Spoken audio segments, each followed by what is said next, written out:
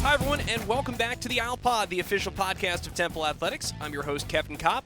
As we approach final exams and the end of the spring semester here at Temple, my guest today, appropriately, is my longtime colleague, director of the Nancy and Donald Resnick Academic Support Center for Student-Athletes, Tara Evans. Tara has been on the Resnick Center staff since 2014 and was promoted to director in September of 2022.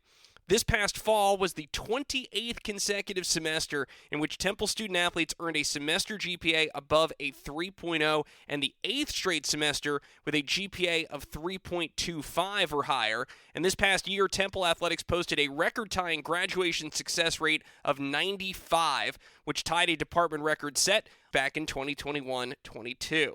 There are so many numbers, too many numbers that help tell the story, but the academic support for our student-athletes has been one of the hallmarks of Temple Athletics and Temple University under Tara's leadership. This is a great conversation about everything that goes into a side of college athletics that we as fans don't often get to see. Hope you enjoy Tara Evans after this quick word from our Alpod sponsors. And we're back with the action. Coke Zero Sugar might be the best Coke ever. That's right, Jim. With an irresistible taste and zero sugar, Coke Zero Sugar is a must-try for any sports fan. So make sure you... Wait, Jim, I didn't mean try it right now. We're still on the air. Best Coke ever? Take a taste, Jen. Really? No, not right now, Jen. We got a game to call.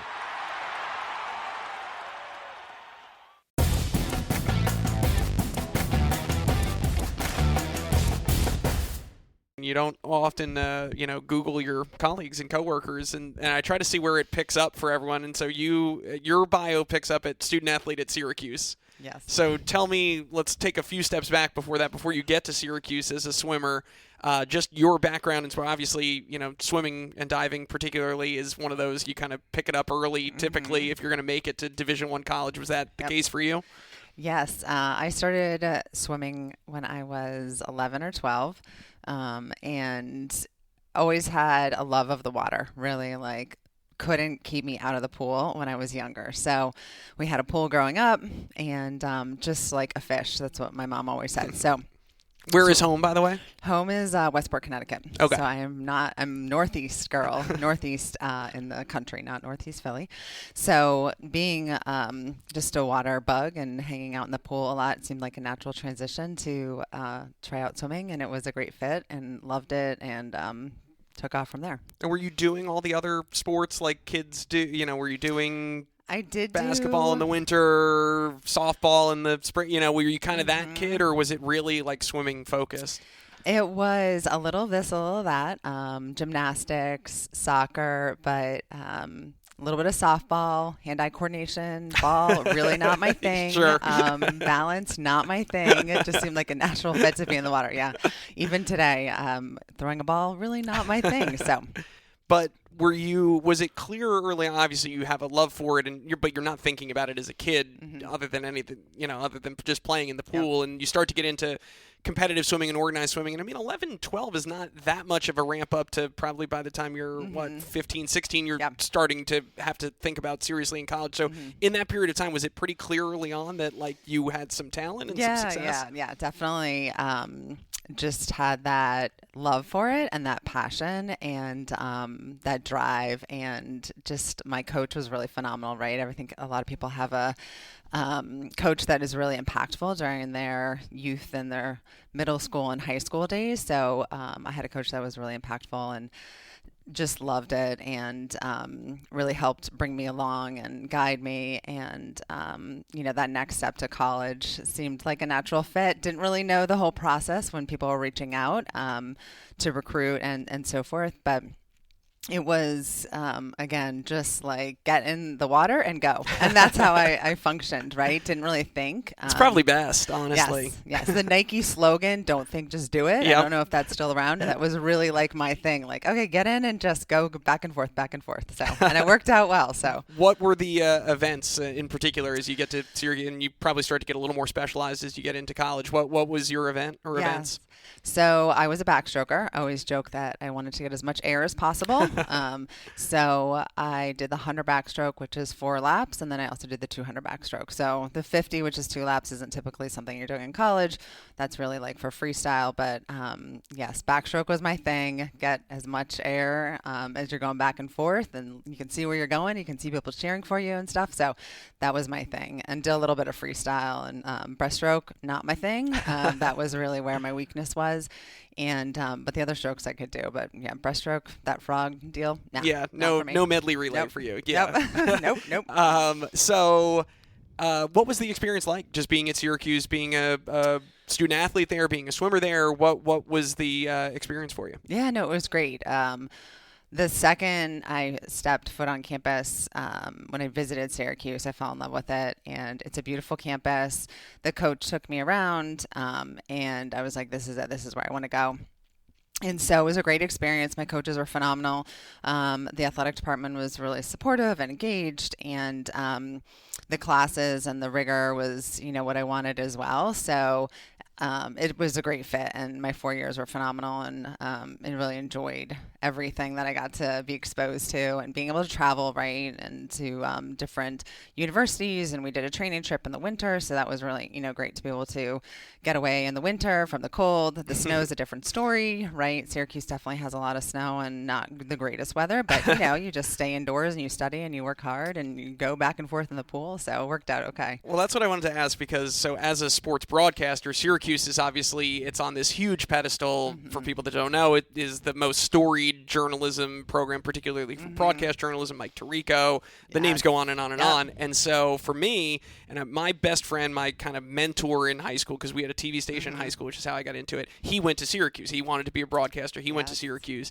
And he loved it, and had a great broadcasting experience. But he did say, like, the weather is everything everyone makes it out to be. And so I went, and it was actually the first college tour I ever took. I went to Syracuse, but I went in June, and it was 85 degrees. You were fooled. I will give the campus tour guide credit, because I remember her saying, like, do not come here based on this weather. Like, they were not trying to sell it. They were really trying to actually, like, make sure, like, realistic. If you can't handle the snow, like, do not come here. And I couldn't. I went the other direction. I went south to Georgia. There we go. I got sufficiently scared away. But was it as bad? It was cold up there. You have the lake effect snow, and it's just, you stay indoors and during that time frame. But of course, when it gets nice out in those summer months, and it was also, lovely. In April and May, it's beautiful. Yeah, and the fall is beautiful too. So you definitely have that window where you need to be mindful of, like, okay, make sure you know how to drive in the snow, make sure you have your snow boots, all that good stuff. So yeah, it definitely had its moments. What was the level of what did academic support look like at that time? And particularly in your situation, I'm sure it maybe looked a little bit different for football and men's basketball, I'm venturing to say, at this era. But what was academic support like? Did it really, I'm sure it didn't exist in the current form that it does now, which we'll get to, but what was that interaction like for you?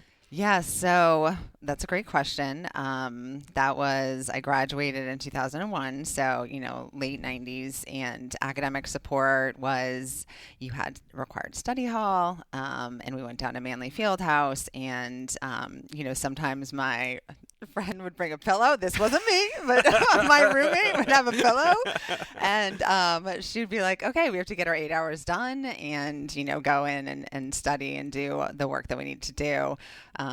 And sometimes people would come around and check to see how you're doing. Other times not as intensive as what it looks like right now, for sure. So, because in the early 2000s, there was the Academic Reform Initiative with the NCA and those types of things. So that was a little bit before that, but yeah, it was structured and expectations. And once you did your time with that study hall and piece, then you were free to go and, sophomore, junior, senior year. There was no requirements tied to that or anything like that.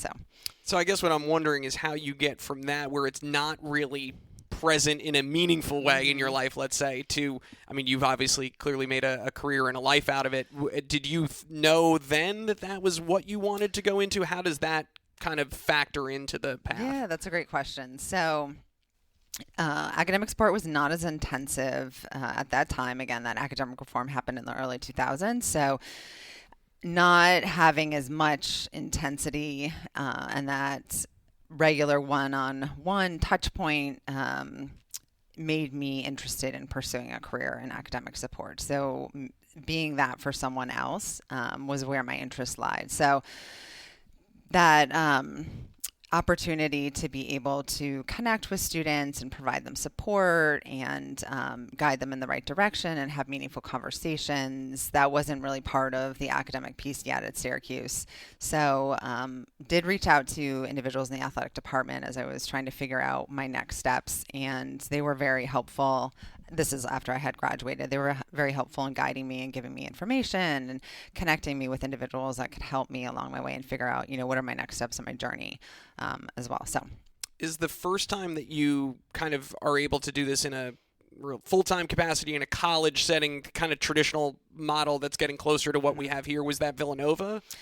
Yes, that was Villanova. I worked in a program that doesn't exist anymore prior to that, called the Play It Smart program. So that was really where I started getting a better idea of doing academic support for athletes. Those were high school athletes. So the program sent academic coaches in inner city high schools to work with high school students on making sure that they had their academics in line if they wanted to go on to the next level of college athletics. So I actually worked down the street at Ben Franklin High School. Okay. In 2003, 4, something like that. And then I worked at George Washington High School, which is in the Northeast Philly. So I was going to ask that.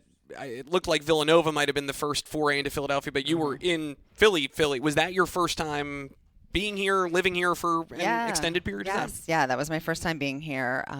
Great program and meaningful, and you collaborate with the coaches, the high school coaches, and you're at all the practices, you're at all the games, and it was a great experience being able to partner with the NFF, the National Football Foundation. The NFL was involved a little bit, and being able to support those students because they didn't have those support pieces in place. So helping them navigate what does it look like to take that next step to college. Many of them did not go on to play college athletics, but taking them to different trade schools to tour them and figure out, okay, is this what I want to do? How do I apply? How do I do the FAFSA? Let's do some study hall. Let's make sure that we're focusing on our academic success. So that was my first introduction. And then Villanova had an opportunity there, so applied and got that position. I always like to joke that Donovan McNabb's wife worked there, actually. Right. So I took her position. Oh, there you go. Which makes sense, right? So a Syracuse connection with him. But yeah, that's where I started my career in college athletics. I imagine, and not to say that it's an easy path at all, but after coming from working inner city high schools to working Villanova is a little bit different. And just I think and the amount of support that exists, there's already a baseline. You made it into Villanova. You're already clearly a at least moderately achieving student, if not mostly high achieving students that are able to get there. Yes. I'm sure cutting your teeth at the high school level and really going from kind of, I'm sure, 0 to, 60 for some of these kids. Did that make that college transition a little bit less daunting, maybe? Yeah. No, it was definitely different student population, right, that you're working with, different support, different structures, and so on and so forth. So, but having that opportunity with my education at Springfield College, at my master's degree, and then transitioning and working with the National Football Foundation seemed like a natural progression because the support was very similar. It aligned with, connecting with the students and doing that one-on-one support. The study hall piece was in place, the tutoring.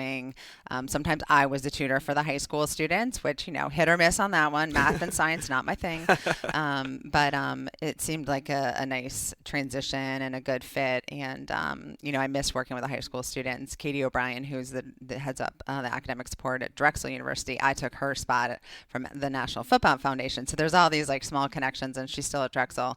But she was really a great lead in to helping me understand the role within the National Football Foundation and that academic coach piece, but then also, this is the next step. And she was working in college athletics as well. So that good mentor and that person that was like, okay, this is where your next steps could lead you if you so choose. So All right, well, the next job you take is at Florida Atlantic. So this is 2008. And this one seems enormously difficult. This is like a tear-down type of job. They're having some massive academic issues. You did your research, huh? Yeah, we dug in. You did dug in. Scholarship reductions due to poor APR. I mean, this is coming in for kind of like a, what we would call in the sports side like a rebuild, right? Yes. This is a tough environment, and I'm sure you went into it eyes open, knowing like, hey, this is a big project. What was that experience like for you? Yeah, so they did have some academic challenges. The program, I think when I came on board, was about 10 years old, the football program. So new program that they were building. The head coach, Howard Schnellenberger, was awesome. He was really great and fantastic to work with. The director at the time, Michelle Brown, she was a great guide and very structured and a great mentor and somebody, she's the director at UNC now, so somebody that I'm still very connected with. I always like to say, she took over after UNC experienced a little bump in the road, to say that lately. But yes, it was intense at times, definitely a grind working there to work collaboratively with the football program and academics and campus to help turn things around and move things in a good direction for the program. And we did. We made strides to help the APR and to move past those reductions and those impacts from the consequences that were tied to the APR and if you didn't meet those certain benchmarks.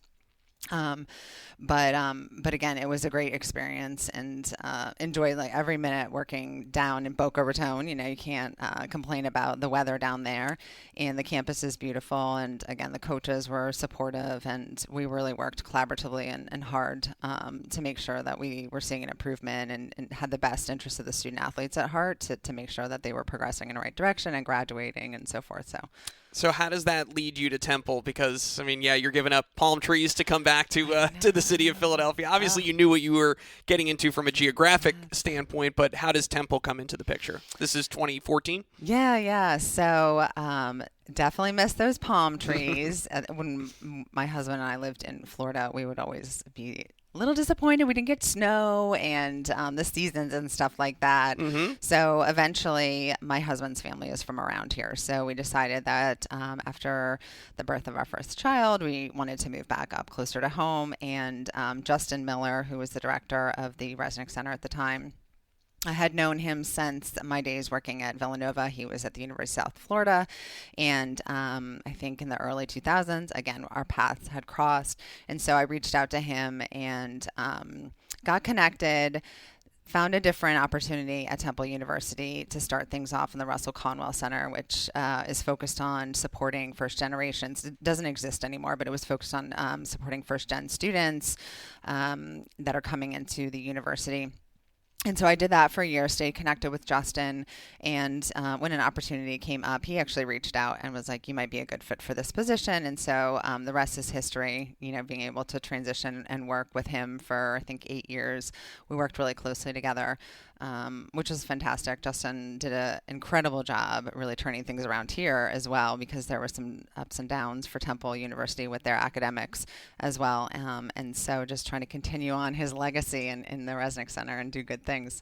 Well, before we get to that transition, I mean, you're right, because this does kind of coincide with, this incredible sustained run of academic success and all of the number. You can look at graduation success rate and academic progress rate, GSR and APR, and just the grade point average. And, we just are taking for granted years and years and years of, 3.0 or higher as a cumulative GPA across the board. And that's stretched even further and further and further. It's this incredible run of academic success. And it began, as you said, under Justin's leadership. It's continued under yours. You take over in 2022.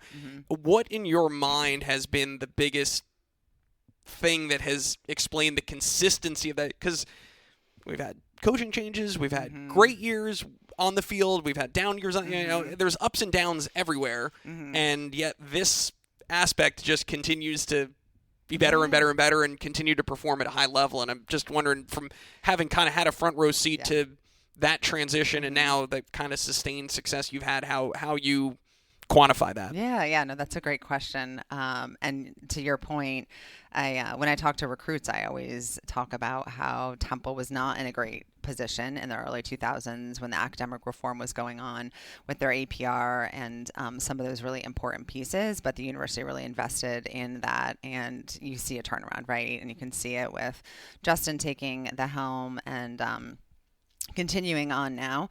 I think that the staff is really phenomenal. So I do think the university invested in a robust academic support staff in the Resnick Center.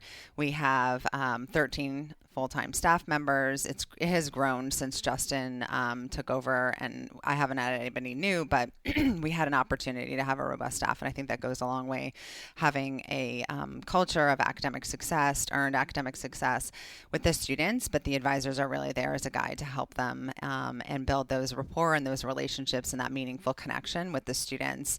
And again, we're lucky that our numbers are low, so we have a robust staff that working with 2 or 3 teams, it gives you an opportunity to really get to know the strengths and the weaknesses of the student and how those you can find success there. And of course, our coaching staff is phenomenal. Our sport administrators, I think, all working collaboratively together to make sure everybody's on the same page and knows the important information about their academic success to help the students be successful. I just want to take a slight detour because you've explained that relationship.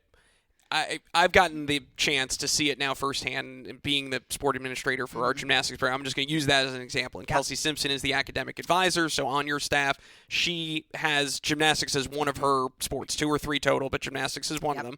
And the granularity of information that is in her brain that gets communicated to the coach, to the sport admin, to the student athletes, it is overwhelming. I mean, and it is not just like, it's this student athlete has a test coming up in, Econ 1101, the first test in this class with this professor tends to really get people, but the second test they do a lot better on. So don't be scared by this, 74 here because the vast just array of knowledge that's in there. And then, as you said, the ability to understand the part that we don't get to see is the student athletes are in here and there's an interpersonal relationship and, they're going to be upset about a missed grade or they're going to be upset about, something that happened in a competition that may bleed over into their academic and just you're kind of part friend, part psychologist, part parent sometimes. Yes. So, like I mean, and again, that's times 500 student athletes, divided among 19 teams and divided among your 13 staff. I mean, I'm overwhelmed every time I hear the amount of stuff that they have to keep in their brain is really remarkable. Yes. No, it's really impressive, and you make a good point that the relationship with the student is where it starts, right? And having that connection and being able to build that trust and that rapport and know that we have the student athlete's best interest at heart. But then taking the day-to-day, so each week, connecting with the students. Sometimes, again, it could be multiple times per week, and just being able to break down the information, talk through it with the student, be strategic in how we support them, and provide interventions, whether it's meeting with a professor for support or going to the Student Success Center or utilizing our support, and then sharing that information with the coaches too, collaboratively, and having those meaningful conversations that drive the success and drive, move everything forward in a positive direction. So. And it is a lot of information that the advisors are holding in their head. I can't even imagine, football, you have 125 people on that roster. Like, oh my goodness. The football meetings are impressive for sure, because the advisors go through the information real quick and are breaking it down in detail. But also, if a student's in a good spot with football, they're doing excellent and no concerns, and they move on to the next student.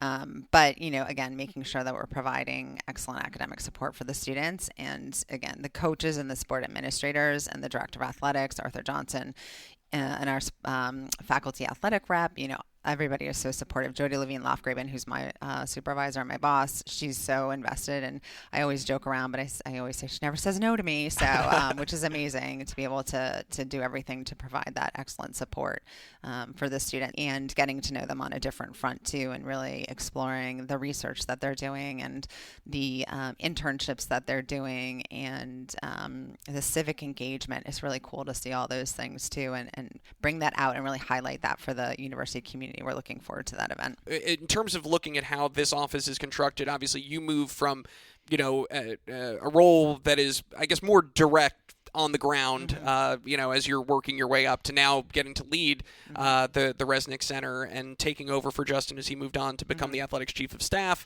And I'm sure there's pros and cons in that transition, but how have things changed for you since 2022 when that transition takes place? Obviously, the chance to kind of get to have the 5,000-foot view, but maybe not quite as in the weeds, from a day-to-day standpoint, with individual student athletes. How have the last kind of 3 or 4 years been like in that role for you? Yeah, it's been really fantastic.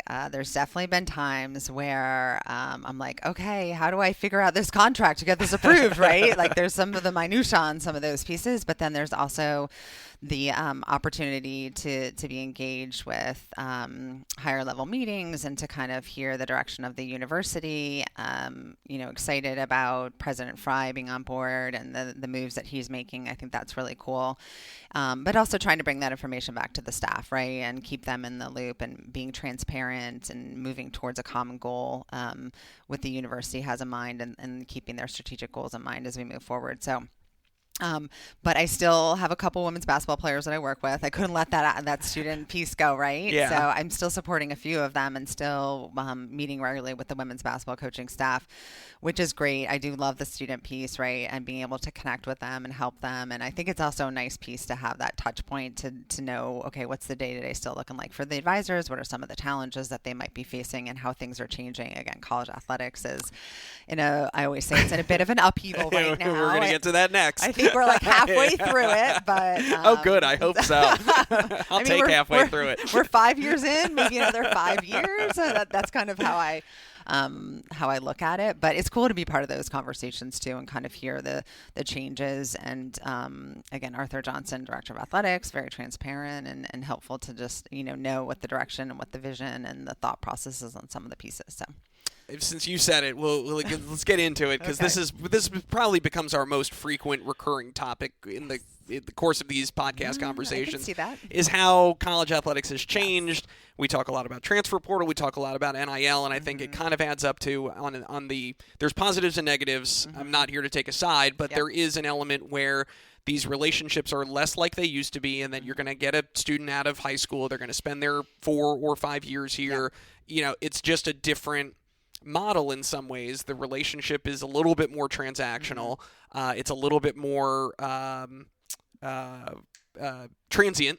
And then you kind of have simultaneously, I think, a unique wrinkle that's happening in the academic space is also just the way that we learn has changed so much. This is post-COVID, more on Zoom, more asynchronous classes. It's not like sound back in my day when you had Tuesday, Thursday, 9:30 to 10:45, and you needed to be in class. And I was an English major. Nothing was online. You were reading paper books. Right? So the good old days. Yeah, exactly. We were in lecture halls, and it's so different in so many ways. So I think you kind of are at the intersection of like higher education is changing, learning is changing, and also college athletics, as we know, is changing, and yet the output continues to be extremely high, and you continue to have these great successes. So how are you seeing those kind of structural changes in college athletics play out, particularly in this space? Yeah, so there are definitely changes with some of our sports. Some of our sports are same old with having those freshman, sophomore, junior, senior experiences and engaging with the students. But some of them have changed and are a bit more transactional, as you had mentioned, right? So students might be joining us for 4 to 5 months, or they could be with us for a couple years. It just depends on what the students' interests are and where they want to go with their academic career, if it's here or if it's transferring to another institution. So that has definitely changed a little bit, and trying to change with the times and be mindful of our transfer students and make sure they understand the resources that we have available to them as well, and partnering with the university to make sure that they're invited to our resource fair. We did our kickoff in the beginning of the fall semester for the student athletes, and we invited a lot of campus partners to come, and that was intentional so that not only our current students that have been here for many years have an opportunity to connect with global studies or student affairs, but that our new students get a better understanding as they're transferring in of what we have to offer them and how we can support them. The learning environment definitely has shifted a little bit. I think we're settling back into that in-person a little bit more, which is nice. So there was a time when Zoom was the way to go, right? And a lot of asynchronous or synchronous classes were in play. And those have their benefits for sure. As the conference has changed and there's more travel for some of our students, it's allowed them to still continue seamlessly with their classes being in an online environment in the evening.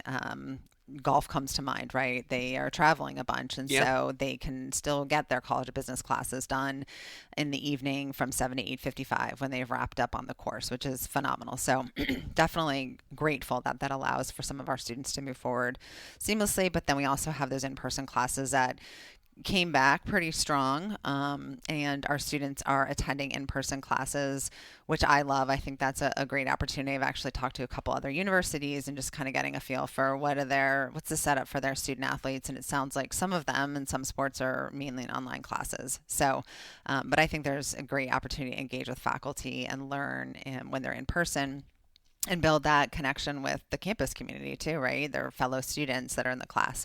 So, but there's a balance too, and just making sure that it works for the student, and we have meaningful and important conversations tied to registration of what does the student want to enroll in. Shabazz Ahmed, who is a former football student athlete here, works next to me, and our offices were neighbors, and so I do get to hear his conversations with his football students and women's basketball, and it is very much, what do you want to take? How does this align? Do you want to be in online? Do you want to be in person?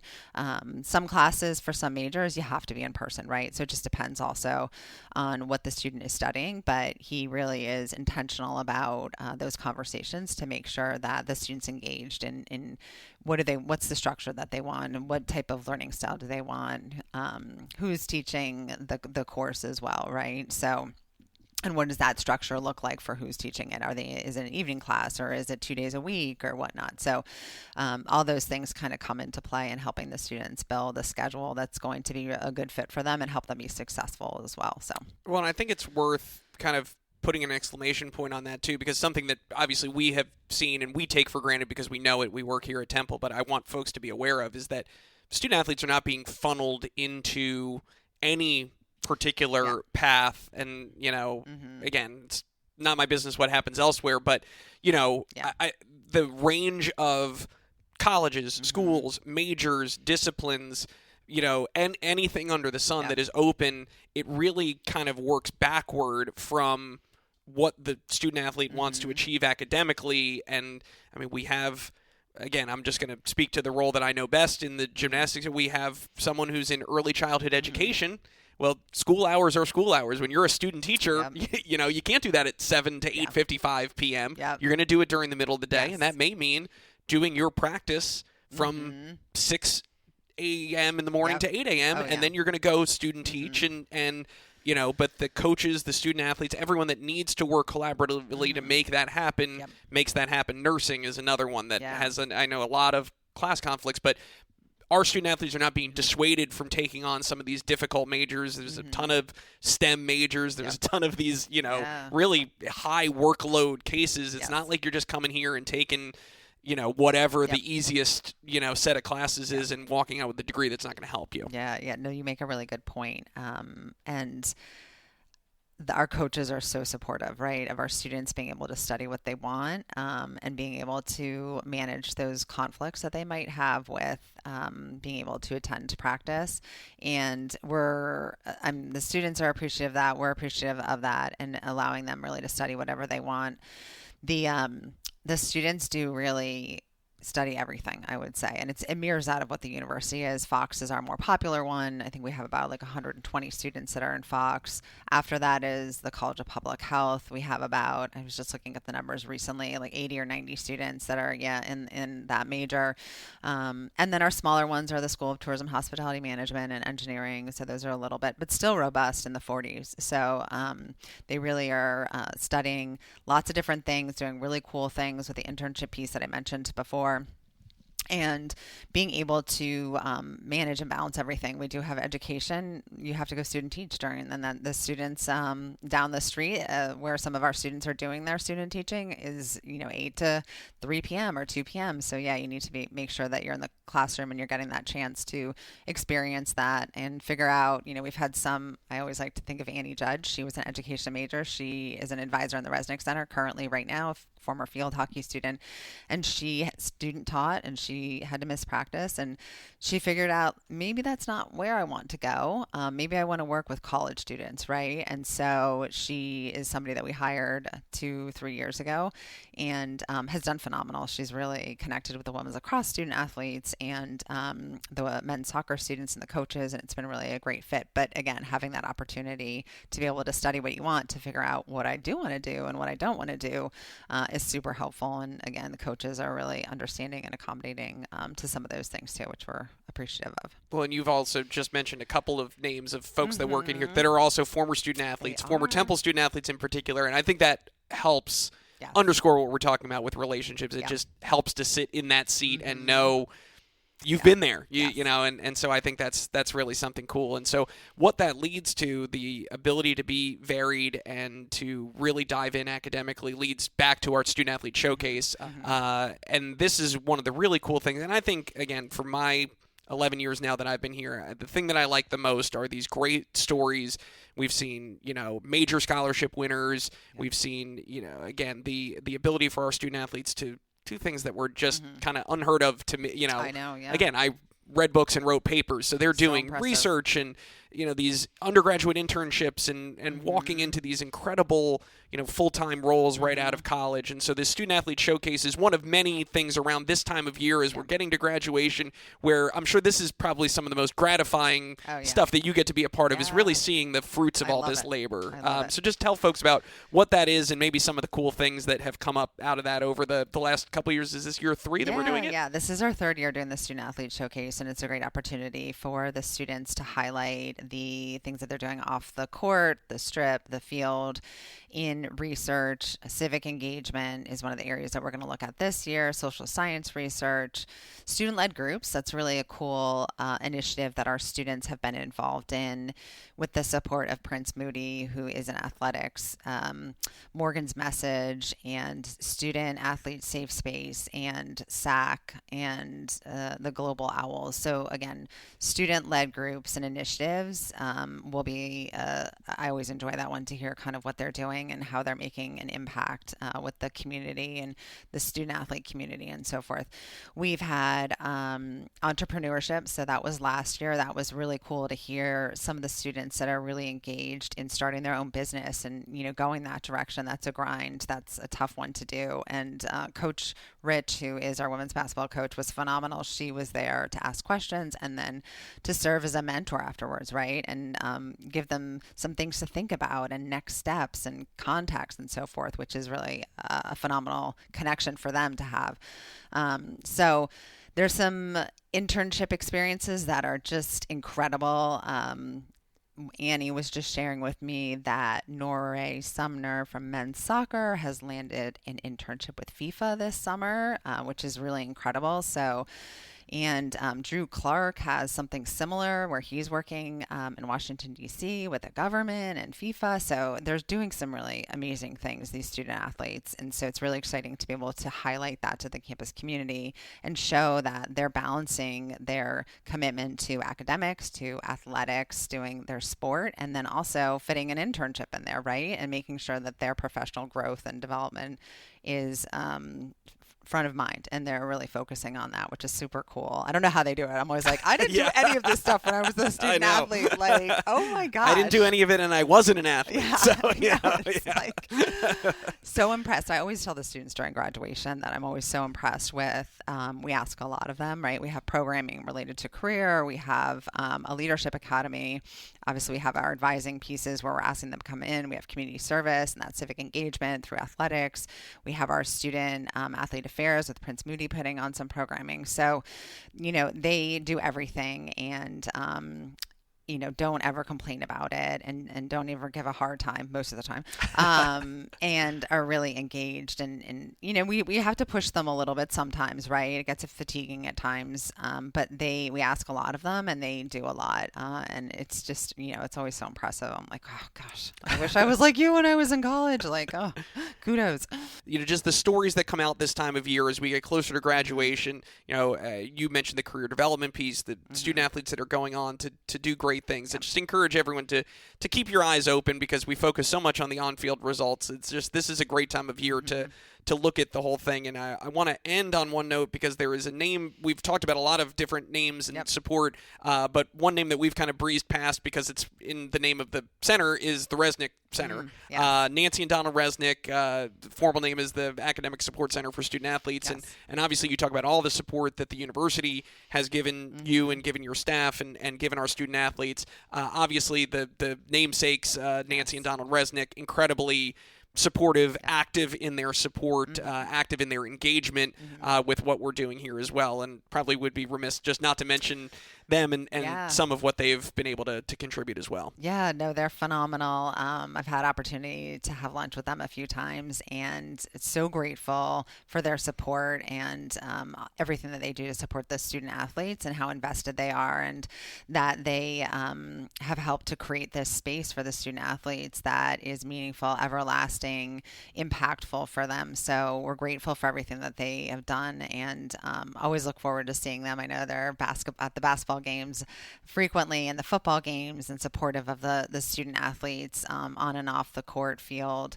So yeah, we're really lucky that they invested in making sure that the student athletes have everything that they need to be successful in this beautiful space that, again, it's incredible. If you haven't come to the Resnick Center, go check it out. It's amazing. It's not just obviously it has a great impact academically, but it's also just kind of like the hub for student athlete life on campus. It becomes kind of the home base with now the student athlete lounge right above here. It's just like, it's a neat central location in a university that can be scattered, and you're walking across city blocks, but you have one kind of central hub here is really, I think you have a privileged spot to kind of see it all take place. So we do, yeah. We're fortunate that the students are in here. The amount of traffic that we have in this space is incredible, and obviously I always like to joke around, but we're an academic space, right? But we're also like a social. There's definitely some times where you have to let it go, because I'm always like, do schoolwork, but we might have some students that are